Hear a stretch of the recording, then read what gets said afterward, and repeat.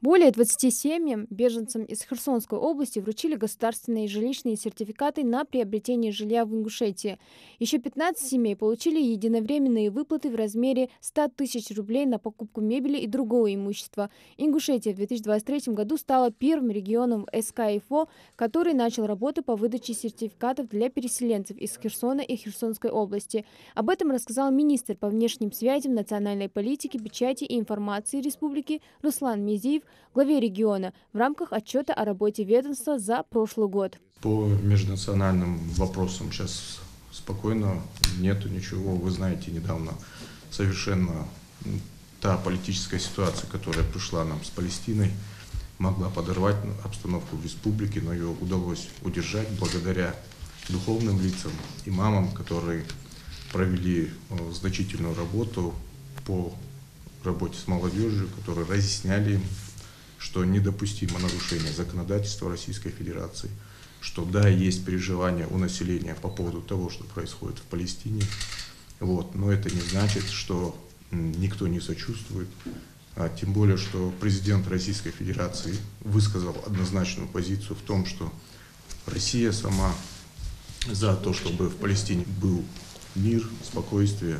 Сохранение межнационального и межконфессионального мира – одна из главных задач Министерства по внешним связям, национальной политики, печати и информации Ингушетии. Так, за прошлый год, со слов замминистра, на территории республики не зарегистрировано ни одного конфликта на религиозной и национальной почве.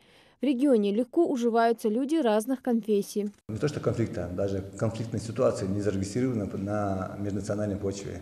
Я считаю, это работа правительства в первую очередь и та работа, которая проделывается руководителями и членами национальной культурной автономии. Это говорит, что общество у нас в республике очень толерантно к людям других национальностей, другого вероисповедания. Большой уклон в работе регионального Миннаца был направлен на возрождение казачества в Ингушетии. Здесь министерство руководствуется указом президента России от 2020 года. До распада Советского Союза большие казачьи объединения проживали на территории нынешних Карабулака, Сунжи, Нестеровского, Троицкого и ряда муниципальных образований Малгобекского района. Теперь стоит задача снова возродить это направление.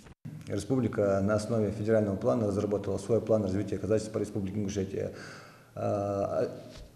Отчетная точка для развития казачества можно считать подписание этой стратегии. В республике Ингушетия на данное время зарегистрировано 5 казачьих хуторских обществ и окружное казачье общество. Конечно, во всех субъектах Российской Федерации присутствует казачество, и в том числе и у нас в Республике Ингушетия члены казачества участвуют и в СВО, участвуют в мероприятиях по охране общественного правопорядка. В октябре минувшего года в Сунже прошел первый в республике фестиваль казачьей культуры. Обращение с шашкой, старинные русские и горские танцы, творческие коллективы показали на сцене культуру, которую поколения казаков сохранили и пронесли через века. Разделить праздник приехали представители законодательной и исполнительной власти, а также казачьи творческие коллективы из других регионов округа. В республике казачество возрождается совсем недавно, можно сказать. К сожалению, в 90-е годы отток русскоязычного населения привело к тому, что наша республика практически стала мононациональной. Мы всегда рады гостям, мы всегда рады вас видеть. На сегодня в республике функционирует Ассамблея народов России по Ингушетии. В ее состав входит 16 национальных культурных автономий, среди которых как представители зарубежных государств, так и граждане России, решившие связать свою жизнь с нашей страной. Они принимают активное участие в федеральных, республиканских мероприятиях, отмечают свои национальные и религиозные праздники. Представители этих организаций, члены регулярно участвуют в мероприятиях Республики Ингушетия. Это основные праздники, это 4 ноября, День народного единства, на котором проводится фестиваль национальных кухонь, национальной одежды. Представители этих кухонь показывают свою культуру, проводят разного рода мастер-классы, танцевальные номера показывают. Также представители национальной культурной автономии регулярно участвуют в сборе гуманитарной помощи для участников СВО от Республики Ингушетия. Всегда сами даже проявляют инициативу, постоянно мы с ними на связи, с ними часто проводятся совещательные мероприятия по тем или иным вопросам по адаптации, интеграции иностранных граждан, которые осуществляют у нас трудовую деятельность. Еще одно направление, с которым работает Миннац Ингушетии, это профилактика наркомании. Представители министерства провели десятки мероприятий, где при помощи религиозных деятелей, представителей МВД, врачей говорили с молодежью о пагубном влиянии наркотиков. Достучаться до молодых умов, которые в погоне за мимолетным блаженством могут выпасть из реальности и навредить не только себе, но и своим родным. Проблемы наркомании, мы знаем, это и аварийность на дорогах, и разводы, и все негативные свойства в этом наркомании есть. Хотелось бы отметить, что министерством на 2024 год запланировано проведение большой антинаркотической конференции в Республике Ингушетия. Надеемся, будут участвовать все слои общества Республики Ингушетия. Это будут и старейшины, и религиозные деятели, и органы исполнительной власти, и федеральные органы исполнительной власти. Потому что проблема наркомании у нас, к сожалению, стоит остро. 4 ноября Ингушетия со всей страной отметила День народного единства. В городах и районах были организованы выставки ремесленников, где представили различные виды декоративно-прикладного искусства, предметы живописи и многое другое. В домах культуры региона прошли концерты, творческие вечера. По всему субъекту были организованы сельхозярмарки, главная из которых прошла в Сунже с участием главы республики.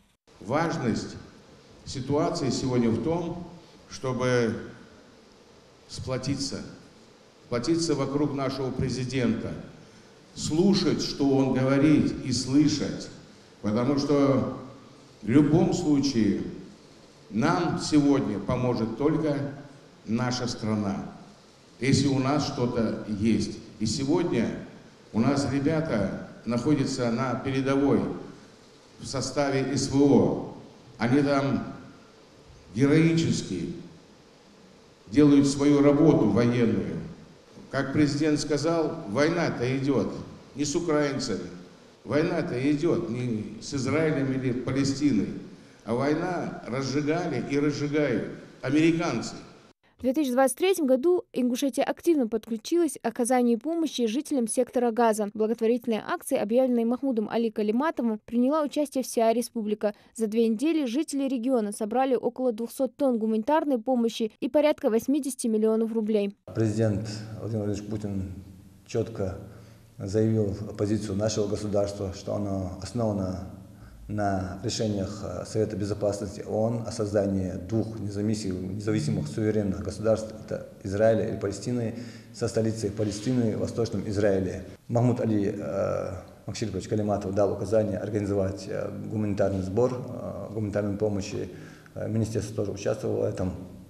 В этой организации было собрано более 200 тонн гуманитарной помощи. Это продукты питания, одежда, в том числе медикаменты и сопутствующие товары. Помощь обездоленным жителям Палестины несли все от мала до велика. Копилки детей, накопленные деньги за лечение, сбережения для совершения хаджа. Жители Ингушетии отказывались от своей многолетней мечты и отдавали все накопленное на благотворительность. Каждый, кто участвует, я очень благодарен именно тебе, Ахмад. Я благодарен парламенту. Любой совхоза, да, кляться саби. Барков. Первые 2 партии гуманитарного груза, как и было обещано, дошли до адресатов в декабре 2023 года. Спецбортами из аэропорта Грозный и Минеральных вод в египетский город Эль-Ариш доставили 28 и 18 тонн груза с медикаментами и техническими средствами для реабилитации пострадавших. Всего из России в Эль-Ариш совершено 16 рейсов. Они выполняются по указанию Владимира Путина. Бортами МЧС страны доставлено около 370 тонн гуманитарной помощи. Ингушетия встретила 3 группы беженцев из сектора Газа. Всего в республику приехало около 100 человек, большинство из них дети. Их разместили в гостиничном комплексе «Асса» в Назране. По поручению главы региона беженцам оказывают всю необходимую помощь. Махмуд Али Калиматов лично навестил приезжих. Относимся и будем относиться как к сестренкам, как к братьям, племянницам, племянникам. Беженцы из сектора Газа благодарны за радушный прием и оказанное им внимание. Нас очень хорошо встретили, если честно. Прям не только мои слова, и не только это я чувствую и думаю. Вот у меня мама ингушка, отец палестинец. Так я жила в Палестине. Там очень было сложно. Но как мы сюда приехали, мы прям чувствуем, что это наш и есть дом. Ну, это наш вот родной дом. А для тех, которые они с нами, вот через МЧС мы приехали, мне очень приятно, что они тоже самое чувствуют и думают, что очень хорошо, очень приятно нас встретили. В 2023 году в Ингушетии прошла и Всероссийская научно-практическая конференция «Роль и место религиозных деятелей в борьбе с радикальной идеологией и гармонизацией межнациональных и межконфессиональных отношений». Среди приглашенных гостей на конференции представители Федерального агентства по делам национальностей, епархии, Министерства по внешним связям, печати и информации, Духовного управления мусульман Москвы, Татарстана, Дагестана, Чеченской республики, Северной Осетии, Кабардино-Балкарии и Карачаево-Черкесии. На мероприятии обсудили, как важно говорить и решать проблемы вместе, сообща. Хадис Добриева, Адам Гулоев, Муслим Ганиев, Новости 24. 66 миллионов рублей в бюджете республики за 2023 год составила доходная часть от использования госимущества и земельных участков. А сумма арендной платы превысила 11 миллионов рублей. Итоги деятельности Минимущества за минувший год подвели на встрече главы региона Махмуда Али Калиматова с исполняющим обязанности руководителя ведомства Мурадом Вышегуровым. Ингушетия в 2023 году увеличила доходы бюджета от использования госимущества и земельных участков на 4 миллиона. Эта сумма составила 66 миллионов рублей. А арендная плата возросла почти на 11,5 миллионов рублей. Высокие показатели достигнуты в том числе за счет вовлечения в гражданский оборот неэффективно используемых объектов движимого и недвижимого имущества. Об этом главе республики Махмуду Али Калиматову доложил исполняющий обязанности министра имущественных и земельных отношений региона Мурад Вышегуров, подводя итоги работы министерства за минувший год. По доходной части, если имущество, которое... На 1 декабря у нас от использования имущества поступило 66 миллионов рублей. 66? Да. А в прошлом году сколько у вас было? В прошлом году у нас было намного меньше, 48 было в прошлом году. Но это уже бюджет к вам поступает, да? Нет, они поступают напрямую в бюджет республики. Общий, я имею в виду. Да, общий бюджет, да? И вот уже можно сказать, что 18 миллионов плюс, да? Да, есть примерно такая И сумма. то уже на 1 декабря только. На 1 декабря. У вас еще может Это быть, еще за счет того, что мы 743 договора аренды передали Министерству сельскохозяйства, это категория сельхозназначения, на общую сумму 18 миллионов 700 тысяч. Министерством ведется также работа по ликвидации и реорганизации унитарных предприятий. В реестре объектов незавершенного строительства значится 199 объектов на общую сумму более 22 миллиардов рублей. Также за 2023 год в Минимущество заключен 61 договор безвозмездного пользования земельных участков для строительства социально значимых объектов. Зарегистрировано право собственности на 1945 объектов недвижимости, 1800 земельных участков, 145 зданий и сооружений. Совместно с Росреестром у нас был утвержден план график работ.